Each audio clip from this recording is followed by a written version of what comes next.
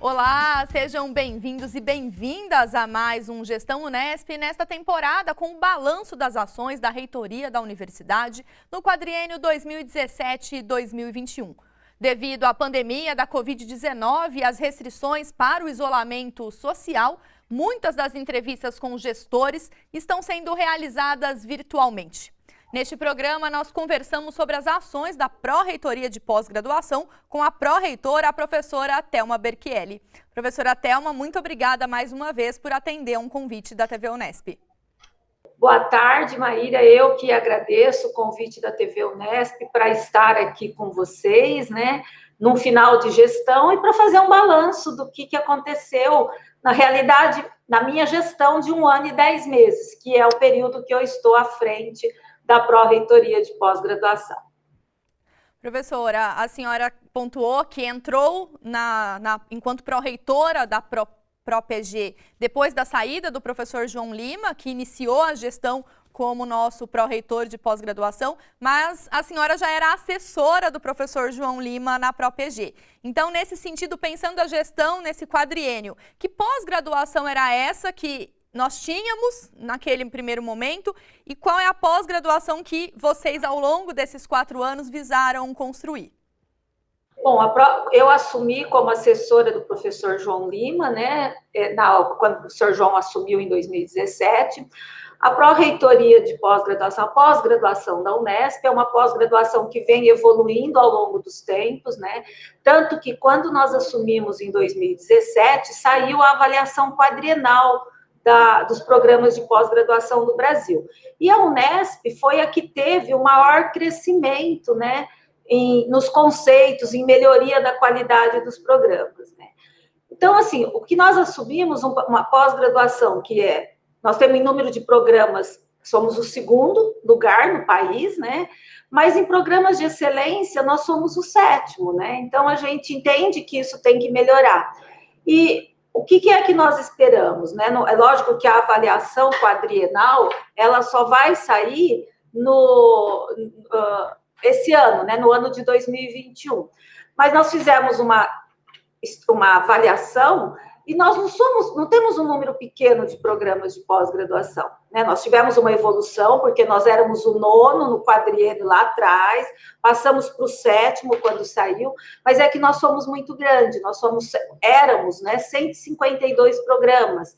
Então, apesar de nós termos um número significativo de programas de excelência, nós temos algumas áreas ainda que falta desejar, alguns programas de pós-graduação desse diagnóstico que nós fizemos que tem linhas de pesquisa parecida, e para isso a gente teve algumas estratégias a serem tomadas desde a gestão do professor João, isso é importante ressaltar, porque eu dei uma continuidade. Eu acho que foi importante um assessor ter substituído o professor João para dar uma continuidade no que era o plano de gestão do nosso reitor, do professor Sandro, né? E para isso nós colocamos várias coisas, tivemos vários projetos, né? Tivemos o projeto do CapSprint, nós tivemos os projetos de doutorado associado à indústria e mestrado acadêmico ligado à indústria.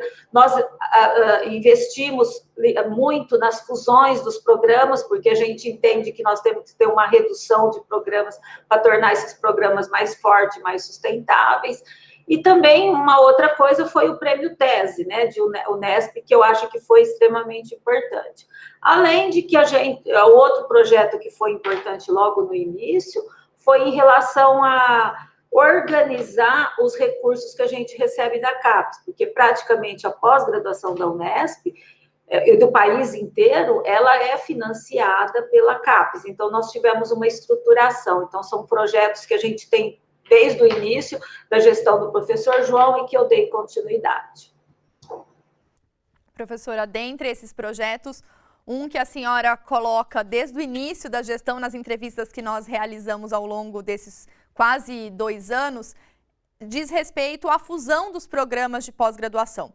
Então, quando nós fizemos a entrevista, né, de último ano da gestão, em janeiro, era a grande meta da pró-reitoria, já tinha um em andamento, sendo praticamente aprovado pela CAPES, e a gente daria essa continuidade, mesmo num cenário de pandemia. A senhora, assim como os assessores, pontuaram numa entrevista agora no segundo semestre de que a CAPES avalia positivamente essa fusão, e eu gostaria de saber o balanço que nós temos agora, então, no final da gestão, acerca das fusões dos nossos programas. Então, como eu disse no início, né, tinha uma que já tinha começado as tratativas com o professor João Lima, né? O que eu fiz depois que eu assumi? Eu realmente falei assim, eu vou pegar isso firme, né? E a maneira é visitar as unidades, mostrar os dados dos programas, né? E isso eu comecei em abril do ano passado. Então, de abril a dezembro, eu visitei 149 programas de pós-graduação, dos 152, faltou apenas o Instituto de Artes, que foi para o programa de agenda, que quando agendou esse ano, veio a pandemia. Mas eu já tive no Instituto de Artes em outra ocasião, então eu posso dizer que eu já visitei todos os programas de pós-graduação.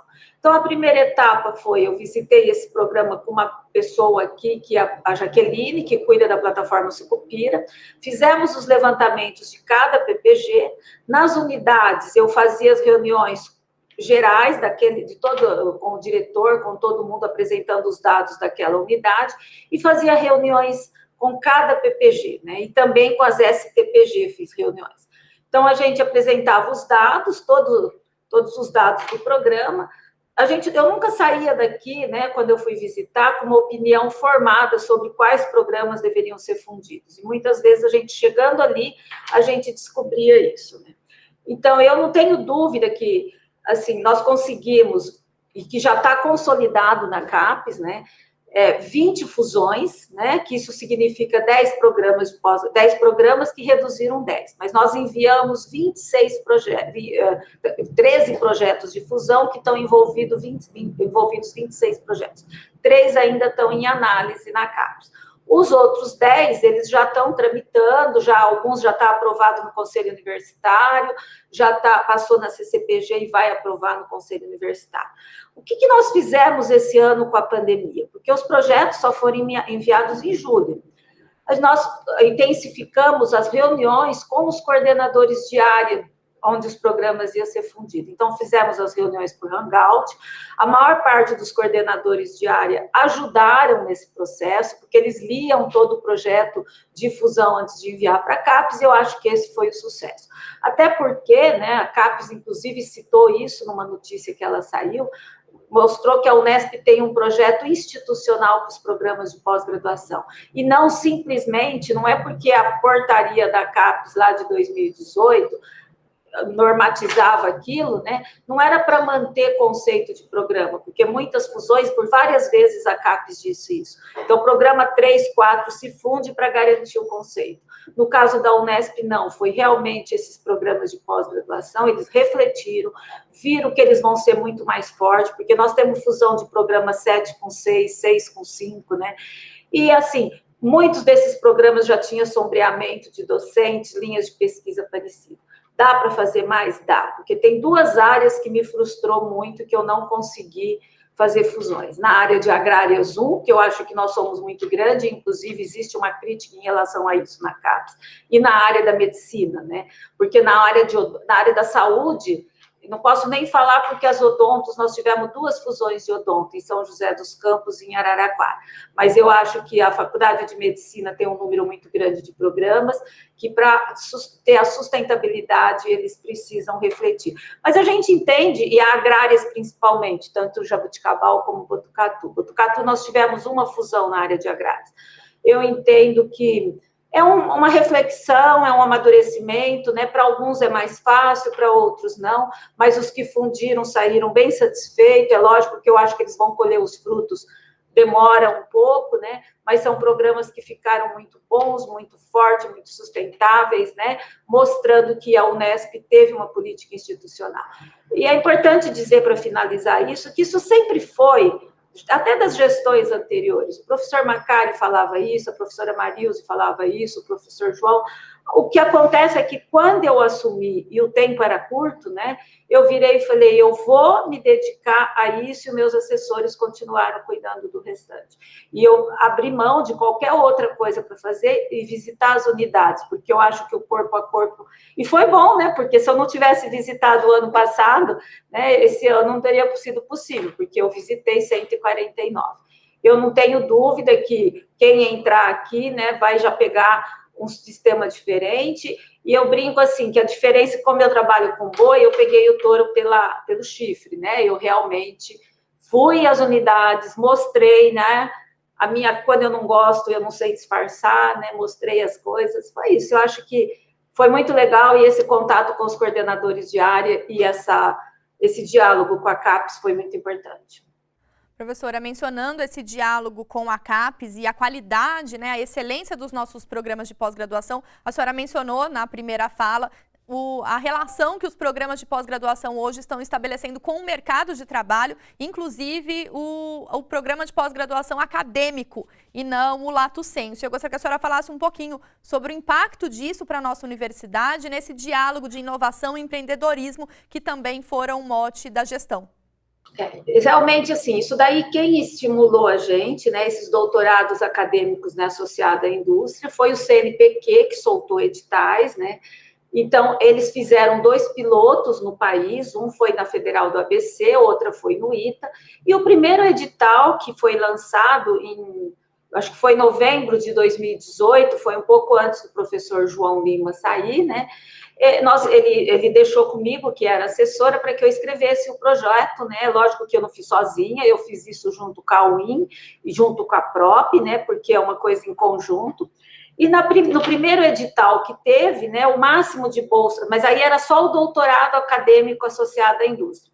O número teto de bolsas que cada instituição aprovariam eram 10, e nós aprovamos 10 da primeira vez. Aí, recentemente, teve um novo edital, só um pouco mais amplo, né? Aí já é o doutorado associado à indústria, assim como também o mestrado, né? Que é o DAI, o MAI, e também as bolsas de iniciação científicas. Novamente, nós tivemos sucesso, nós aprovamos 7 bolsas de doutorado, né, do DAI, 7 de mestrado e 42 de iniciação científica, que é também para desenvolver seus projetos na indústria. Então, essa é uma nova política, eu acho que do país, né? Você não formar apenas para academia, né? Porque só para concurso público, para professor, mas você também inserir pessoas formadas academicamente nas indústrias. E é lógico que para isso tinha que ter convênios vigentes. Esse segundo edital nosso, eu acho que o nosso projeto ficou melhor que o primeiro, é um amadurecimento, né? Porque da outra vez foi muito rápido, nós não tivemos muito tempo de consultar os PPGs, os programas de pós-graduação. Dessa vez, então, foi com mais tempo, nós consultamos e trouxemos. A gente não usou apenas as empresas que estavam credenciadas aqui dentro da Pró-Reitoria de Pós-Graduação, nós escutamos a comunidade, e eu acho que é por isso que foi o sucesso, né? Então, eu acho que isso é um marco, né, para a Unesp, pois os 2 editais que teve do CNPq, nós fomos inseridos. E quem já escutou as falas do professor Benedito, presidente da CAPES, ele também deixa claro que isso é uma coisa que a CAPES também quer incentivar. Eles não têm esse sistema de bolsa ainda, mas eles entendem que nós não podemos mais formar só para academia, e que é o lado da inserção social dos nossos mestres e doutores. Eu mesma, eu tenho vários orientados, os últimos orientados que formaram comigo, que eu só trabalho com nutrição de ruminantes, com bovinos, que estão na empresa privada como pesquisador, e o que o CNPq está fazendo é realmente incentivando. E eu agradeço aqui a equipe, né, da própria equipe da UIM, né, e a ProPG, que foram eles que fizeram, e nós vamos lançar agora, a semana que vem, vamos apresentar o edital, porque as pessoas agora têm que se inscrever, né? A gente aprovou o número de bolsas e o nosso edital vai ser lançado a semana que vem. Eu acho que foi um sucesso da Unesp ter aprovado. Só não aprovamos 10 porque tinha algumas empresas que estavam na lista, porque 10 era o teto, que estavam na lista e que a gente não tem um convênio formal. E como acho que a CAPES começou a pegar alguma coisa para... A CAPES não, o CNPq, para ter uma divisão. Então, nós tivemos que tirar as 3 empresas que a gente já não tinha um trabalho com eles. Por isso que nós aprovamos 7 de cada. Professor, uma das fortalezas dos programas de pós-graduação, sem dúvida alguma, são as teses defendidas pelos nossos alunos, e uma das metas da gestão foi criar e estimular esse prêmio Unesp de tese, que está na sua 3ª edição. E eu gostaria que a senhora falasse um pouquinho sobre essa premiação e o impacto disso junto aos pesquisadores da universidade. Bom, e que eu quero dizer que essa ideia foi do professor João Lima, né? Quando o professor João Lima estava como pró-reitor, ele falou: a gente deve incentivar os nossos alunos para a qualidade da tese. Criamos com base nas ODS, né? Que foi esse o tema que as nossas fortalezas, a nossa internacionalização, e nós decidimos que os programas que as teses também seriam nas ODS. Então, na sua 1ª edição, foi um sucesso, com algumas falhas que acontecem, né? E mesmo com a saída do professor João, nós continuamos, porque a gente entende que isso é extremamente importante, né? Além do prêmio em si, também tem um vídeo, né, que as pessoas têm que colocar. Nesse vídeo é uma coisa que é para mostrar para todas as pessoas entenderem aquilo e não ser acadêmico. E foi tão importante porque você levou esse vídeo em escolas, né, que os alunos escolhessem, é onde acabou incentivando, que teve gente que lá dentro falou: nossa, eu não sabia que pesquisa era isso, que ciência era isso. Então, eu acho que tem um fator extremamente importante. Esse último ano, nós não pudemos premiar pessoalmente, foi via Hangout, né? E é importante dizer que ele teve um foco um pouquinho diferente do 1º e do 2º. Era realmente o que ele oferecia de novo, de inovação, né? Não ficar só na academia. E é que vai ao encontro do que está acontecendo no país. E foi extremamente interessante, até porque nós temos o financiamento da UIN e do Santander, que esse é o objetivo. E eu acho que mesmo não podendo abraçar os premiados, isso foi uma coisa importante. E aí, para finalizar, o que é importante dizer? A gente acabou esse ano conquistando uma coisa que é inédito dentro da Unesp, né? Nós fomos premiados em 4 prêmios CAPES de tese, né? Porque a Unesp, a CAPES, desculpa, ela premia 49 teses em 49 áreas diferentes, além das menções honrosas, que não são menos importantes, é muito importante. Mas foi a primeira vez na história da Unesp que a Unesp consegue 4 prêmios de CAPES de tese em 4 áreas diferentes. Foi a 2ª instituição do país, inclusive saiu na mídia, porque a primeira é a USP, que é muito maior do que nós, né? E nós fomos 4. Eu acho que isso é um reflexo das pessoas terem sido estimuladas pelo prêmio Unesp de tese e mandando para a CAPES, porque eu não tenho dúvida de que a qualidade das nossas teses são muito boas. É que muitas vezes as pessoas não enviam para a CAPES o prêmio, né? E acho que isso aumentou. Eu não posso dizer o número enquanto aumentou, porque eu não estou com isso na minha cabeça, mas esse foi um ano, né? Eu acho que esse meu final de gestão, teve uma semana aí que eu estava nas nuvens, porque, poxa vida, 1 ano e 10 meses à frente da pró-reitoria e estar colhendo tantos frutos é extremamente importante. E esse prêmio de tese, para mim, eu fiquei muito, muito feliz da Unesp conquistar 4. Quem sabe, né, ainda não saiu o prêmio, o grande prêmio, né, que esse ano, quem sabe, nós não vamos conquistar um entre as 49. A esperança é a última que morre.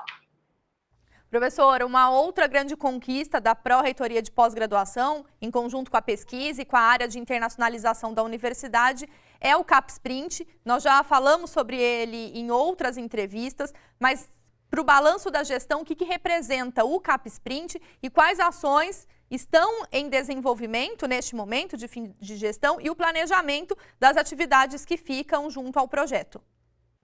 Realmente, o CAPES-Print, né, essa gestão construiu desde o início o projeto, né?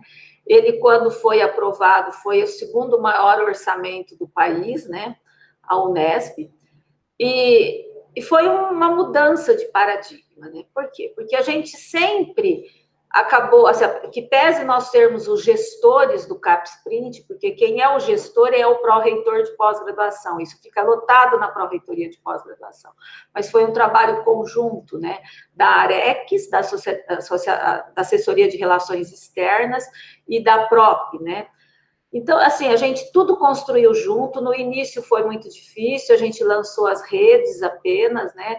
A gente, em pouco tempo, teve que transformar a Unesp numa instituição de fomento, porque o processo de seleção é feito por nós. Então, no início, nós tínhamos um número significativo de redes, né? Hoje, depois de um prazo que passou, foi um amadurecimento. As redes, eles foram conversando. O ano passado, nós tivemos um workshop e redes se fundiram, porque não adianta, a gente tem que saber quais são as nossas fortalezas, a gente não pode ser bom em tudo. Então, esse ano, nós fizemos uma outra, além das fusões das redes, porque nós tivemos o edital, nós lançamos um edital de alianças globais, onde envolve vários programas de pós-graduação dentro de cada aliança, e esses programas de pós-graduação interagem com outras universidades. Então, não é apenas uma internacionalização, eu e com um parceiro, é realmente uma internacionalização da Unesp. E isso foi muito importante por causa do plano institucional de internacionalização, que foi aprovada ainda na reunião, quando o professor João estava aqui, né, que foi junto com o professor José Celso e com o professor Graef, da PROP. Então, hoje nós temos um plano de internacionalização da Unesp. Não é cada um por si, porque foi por muito tempo. Não significa que você não vai continuar tendo essa internacionalização com seus colegas. Mas é importante dizer que esse é um plano institucional da Unesp. Do mesmo jeito que eu falei em relação às fusões, hoje nós temos um plano institucional. E com relação ao print, foi isso. Eu acho que isso desencadeou, foi uma quebra de paradigma. Você ter uma ideia, com os últimos editais aí, né, são 300 bolsas indicadas, né, dos diversos, de jovem pesquisador, pesquisador visitante, bolsa de doutorado sanduíche, pós-doutorado, 300 bolsas aí. Então, assim, está em andamento, é lógico que as pessoas têm que ter TOEFL, eu tenho prazo, agora quem faz o julgamento final é a CAPES, né?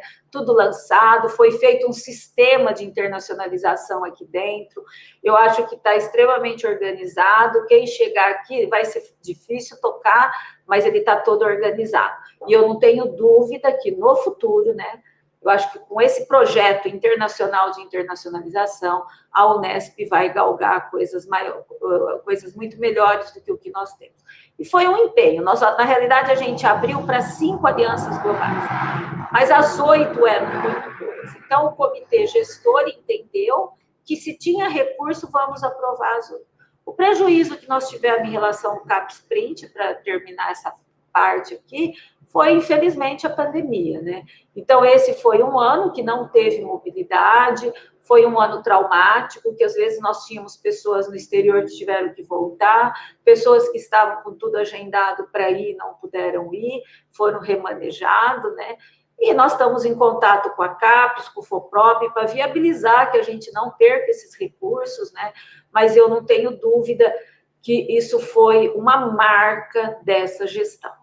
Foi uma marca, sem dúvida. Eu acho que se tem, eu posso até citar 3 marcas, é a fusão, que eu já falei, o prêmio Tese, né? E esse momento super importante do CAPES-Print, eu acho que é muito, muito importante.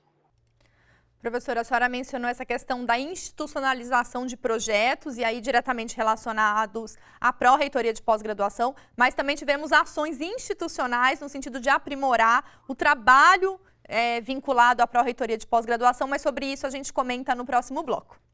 O Gestão Unesp vai para um breve intervalo e já volta.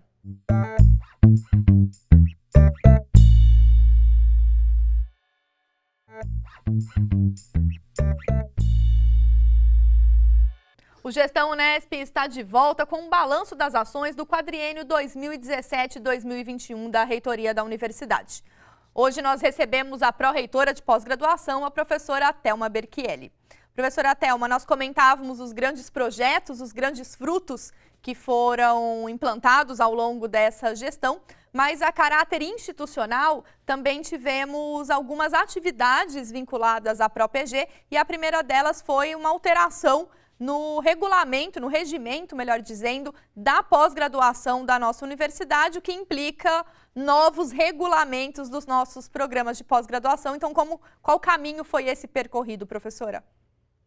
Bom, desde que o professor João Lima entrou aqui, né, a gente entendia que o regimento geral da pós-graduação tinha muita coisa ultrapassada, muita coisa que engessava o sistema, né, e nós somos muito diferentes, né, nós somos espalhados nesse estado de São Paulo inteiro, com característica nas áreas. Então, foi uma meta do professor João Lima, ele montou uma comissão que discutiu o regimento geral da pós-graduação para torná-lo mais moderno, mais aberto, né? Que cada programa de pós-graduação, depois, com base nos seus regulamentos, eles criavam a normativa, porque você não fica tendo que soltar alterações a todo momento. Então, foi um ano e meio intenso de discussão com uma comissão, né? E aí a gente aprovou esse regimento geral de pós-graduação na última CCPG que o professor João Lima presidiu, que foi em fevereiro de 2019. Aí ele foi publicado em março, e depois disso, os programas de pós-graduação, eles têm 120 dias para enviar os seus regulamentos adequados ao novo regimento geral de pós-graduação. Isso daí foi tudo muito bem organizado pela assistência técnica, elas criaram um template, enviaram para as unidades, né? E hoje nós temos aqui, na realidade, nós tínhamos 152 regulamentos para serem aprovados. Infelizmente, né, hoje nós temos aprovados na CCPG já e publicado no Diário Oficial 124 PPGs. Demorou mais do que a gente esperava, e isso tem muito a ver com a pandemia também, porque os programas não cumpriram 120 dias, nós demos uma prorrogação de prazo, e aí veio a pandemia, e muito desses, como se diz, era processo físico. E muita coisa, quando veio a pandemia, foi para o relator não recebeu, e aí demorou até a gente ajustar. Mas, assim, já estão todos analisados, só 2 que não está analisado pela assistência técnica, né? Mas está tudo encaminhado. Só que a gente gostaria de estar com todos aprovados. Infelizmente, isso não foi possível, né? Nós estamos com 124 e mais 9 já encaminhado das fusões, porque depois que foi feitas as fusões, os programas têm que adequar ao regulamento. Mas a maior parte desses programas, eles já fizeram os seus regulamentos semelhantes, né? Então, eu acho que isso tornou mais ágil, né? mais moderno. Quer dizer, muitas vezes tem restrição de coordenador, é incrível, né? Que você deixa as coisas abertas e eles querem engessar. Mas eu acho que isso foi um fato muito importante dessa gestão, alterar o regimento geral.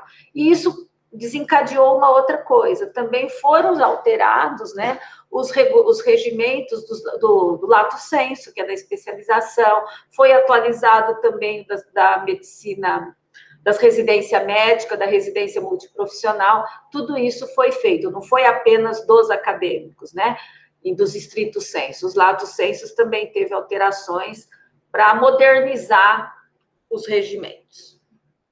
Aliado a esse trabalho de regulamentação da nossa pós-graduação, os sistemas institucionais desenvolvidos lá pela Coordenadoria de Tecnologia da Informação, em paralelo com os sistemas da pós-graduação do país, também, né, se articularam no sentido de facilitar e otimizar o trabalho da equipe da ProPG e dos demais programas de pós-graduação, né, professora? Sim, sem dúvida nenhuma, né? Nós temos o SISPG, que é o Sistema da Pós-Graduação, que ele é melhorado constantemente. Inclusive, ontem eu tive uma reunião com eles. Por quê? Porque agora nós temos que adequar os programas que sofreram fusão, porque existe um programa novo e os outros. Então, isso daí, a área de informática foi extremamente importante. E eu acho que, assim, dizer que tá bom, não, mas a gente vai melhorando. Eu tinha o Joca aqui, que era o responsável por essa comissão, e sempre os meninos, o Sandro, o Guilherme, a Ivana, todo mundo prestativo, o Luiz, em relação a isso. Eu não tenho dúvida que foi melhorando. Tem muito por fazer, porque a gente tem ainda problema com o sistema do lato sensu e com o sistema da residência médica, que está praticamente pronto, né? Isso também foi uma etapa feita agora. E uma das coisas que foi muito importante também no início dessa gestão, como eu disse para vocês, nós somos avaliados por um órgão externo e nós somos, o grosso do dinheiro que vem para a pós-graduação vem da CAPES. E nós temos uma verba que se chama PROAP, né, que vem para os programas de pós-graduação. Na realidade, a verba era, né, porque agora está mudando, por um sistema de convênio, eles repassam para a universidade e depois a gente repassa para os programas. e era histórico a Unesp, né? Não só a Unesp, mas isso é uma característica de várias universidades do país, mas que depois que nós fizemos o que fizemos, várias pessoas vieram conversar com a gente para copiar, a gente não repassava automaticamente o recurso para o programa, a gente fazia uma avaliação. Porque se aquele programa não tinha gasto, o dinheiro ficava aqui na reitoria. Mas ficava para quê? Porque a CAPES também limita como você pode utilizar. Nós abríamos editais, né, de publicação, de mobilidade entre estudantes, que todos os programas poderiam concorrer. E com isso a gente viabilizou o recurso e conseguiu utilizar mais de 1 milhão. Por que isso é importante? Porque quando chega no ano que está encerrando o convênio, se você não gastou o recurso, tem que se fazer um guia de recolhimento da União e devolver para o Tesouro Nacional. E, normalmente, o dinheiro que retorna para o programa não é na mesma proporção que para a Unesp. Então, isso foi uma mudança extremamente importante, né? Só que esse ano, o que está acontecendo? Esse ano, eles estão passando o dinheiro de uma maneira diferente. Agora é para um cartão com CPF do coordenador, né? Então, a segunda parcela já está passando direto para o coordenador. Professora, junto aos sistemas institucionais, a gente tem todo fomento a editais, a pesquisa dentro da nossa universidade, de publicações dos orientadores, dos professores, dos pesquisadores dos nossos programas de pós-graduação, dos nossos estudantes também. Esses editais, professora, fazendo um balanço, né, de todos aqueles que foram possíveis de serem executados, uma vez que nós já falamos sobre isso, a crise da ciência, o financiamento à pesquisa dentro dos espaços acadêmicos no nosso país tem sofrido, né, com essa crise e com essa falta de fomento, mas nós conseguimos, enquanto universidade, continuar com alguns dos editais que já são históricos no trabalho junto aos programas de pós-graduação. Então, no início dessa gestão, a gente tinha ainda um pouco de PDI, né, mas muito pouco, mas a Pró-Reitoria de Pós-Graduação pôde manter seus editais, de novo eu venho aqui falar, com recurso da CAPES, com recurso do PROAP. Por isso que muitas vezes as pessoas, eu não estou aqui defendendo a CAPES, mas defende a CAPES, mas critica a CAPES, mas é a CAPES que coloca dinheiro. Então, a Pró-Reitoria de Pós-Graduação, ela conseguiu manter seus editais graças ao recurso do PROAP, e também por quê? Porque como a gente fez esse estudo, que aqueles programas que não gastavam o recurso, ou tinha um valor menor, a gente passava aquela porcentagem, né, e não todo o recurso, a gente retia esse dinheiro aqui e fazia os editais. A mostra está aí agora, com a pandemia, né, se a gente não tivesse recurso aqui na Pró-Reitoria de Pós-Graduação, não teria sido possível financiar a taxa de publicação de artigo científico.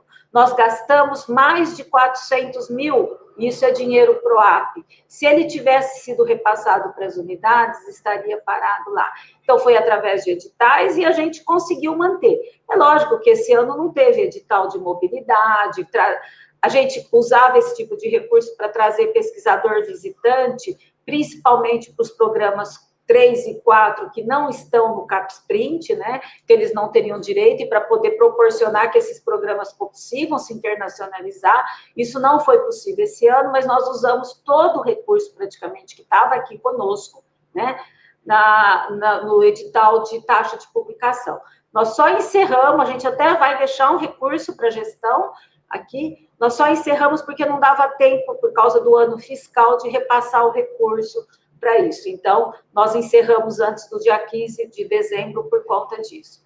Mas não parou. A Pró-Reitoria de Pós-Graduação, pelo fato de nós termos verba externa da CAPES, né, a gente conseguiu manter os editais que nós julgávamos que era o mais importante. Tinha que escolher, lógico, porque dinheiro é finito, né? Professora, mesmo diante de todo esse cenário um pouco complicado para a ciência, para a pesquisa e das mudanças que foram implantadas para os nossos programas de pós-graduação, como você já antecipou, temos aí aspectos muito positivos que ficam para a próxima gestão. Para a gente, então, encerrar esse balanço da ProPG, quadriênio 2017-2021, o que mais a gente precisa acentuar e assinalar do legado da gestão da ProPG? Bom, eu acho que nós recebemos uma pró-reitoria de pós-graduação, os programas de pós-graduação consolidados, isso não é mérito só nosso, isso é uma coisa de gestões consecutivas, a pró-reitoria de pós-graduação realmente ela tem um amadurecimento muito importante, né? Eu não tenho dúvida, tanto que você vê que quando saiu a avaliação da CAPES em 2017, nós fomos a universidade que mais crescemos em conceito de programas, né? Ficamos com um número reduzido de programas 3. O nosso foco agora é realmente, né, transformar programas muito pequenos, isso foi, né, transformar esses programas em sustentáveis, né, e estimular os docentes a terem um currículo para entrar em programa de pós-graduação. Porque eu não sou da opinião que pós-graduação tem que ser mais inclusiva, como às vezes eu escuto em vários lugares. A pós-graduação é para aquele docente que ele tenha um currículo que encaixe dentro de um programa de pós-graduação, que ele tenha linhas de pesquisas bem consolidadas. Então, assim, você tem que, se você pensa em ter excelência, né, você tem que ter docentes produtivos para crescer na excelência, porque nós somos comparados aos nossos pares, gente. Não adianta a gente ficar dando murro em ponta de faca. A pós-graduação é competitiva, né? Então, a pós-graduação é para docentes produtivos, não é para todos. Tá? Então, quando eu escuto falar que ela tem que ser inclusiva, eu não concordo com isso, e eu espero, né, a Unesp já há muito tempo faz isso, que realmente quem está na pós-graduação são docentes produtivos. E se a gente quer galgar conceitos maiores, mais recursos, tem que continuar nesse caminho. A gente não pode deixar de pensar que as fusões são importantes, têm que ser estimuladas. Eu acho que a Unesp tem que pensar nisso, tem que continuar nisso. Não adianta só ficar abrindo programas de pós-graduação. Nós não estamos numa região que é uma questão de inserção social, porque se você vai em regiões que têm poucas universidades, né, então muitas vezes eu escuto uma coisa assim, não tem cabimento uma USP, uma Unesp, uma Unicamp, né, ter programa 3, porque nós temos infraestrutura. Então, quando a gente abre um programa é para crescer, não é para ficar no 4 a vida inteira, no conceito 5 a vida inteira. Então, eu acho que a Unesp tem que continuar crescendo cada vez mais, porque a competição está aí, é o que dá visibilidade para a pós-graduação, são programas consolidados, né? E eu espero que dê continuidade, que esse projeto institucional de fusão e esse projeto institucional que nós tivemos do CapSprint, né, que ele tenha continuidade, porque se eu conseguir internacionalizar a universidade, eu internacionalizo os programas de pós-graduação, eu internacionalizo os alunos e assim por diante. É isso que eu acho, assim, que eu espero que universidade é uma continuidade, né? É lógico que aquilo que está errado, você não vai repetir, mas aquilo que está dando certo, eu acho que as gestões que vêm têm que dar continuidade, que foi o que nós fizemos, né? Porque nós pegamos um sistema de pós-graduação da Unesp que era bom. Então, eu sempre dizia para o professor João, quando saiu o conceito, a nossa responsabilidade aumentou. É lógico que quando saiu o conceito é esse ano que vem aí. Mas é isso que o recado que eu quero deixar, que eu acho que a universidade é uma continuidade de fatos. Isso não é uma prefeitura, não é um governo de estado, que tudo, a cada gestão muda tudo, né? Eu acho que aquilo que deu certo tem que continuar a aprender com os erros dos outros. Eu espero uma pós-graduação mais forte, né? Eu agradeço esse momento de estar aqui. Foi uma experiência ímpar para mim. Eu nunca imaginei na minha vida ser pró-reitora de pós-graduação. Foi um desafio, porque você assumiu uma pró-reitoria de pós-graduação para uma gestão de menos de 2 anos, né?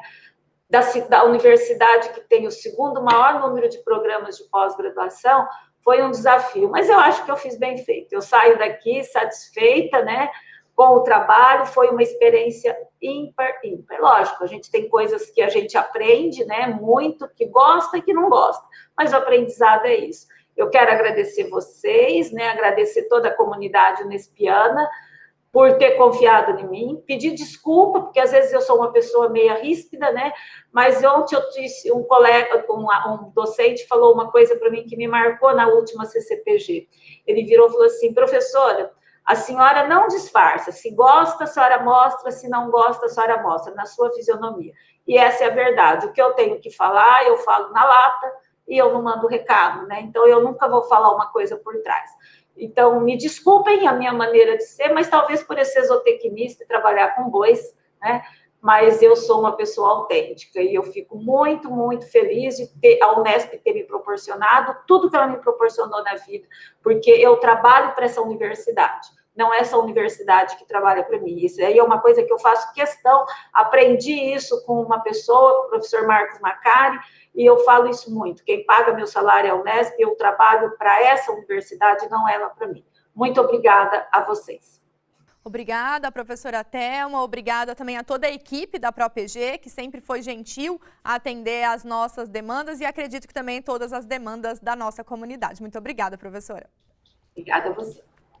O Gestão Unesp fica por aqui, acompanha as ações do Balanço de Fim de Gestão 2017-2021 da Reitoria da Universidade em nossa programação e mídias sociais. Obrigada pela companhia e até a próxima. Thank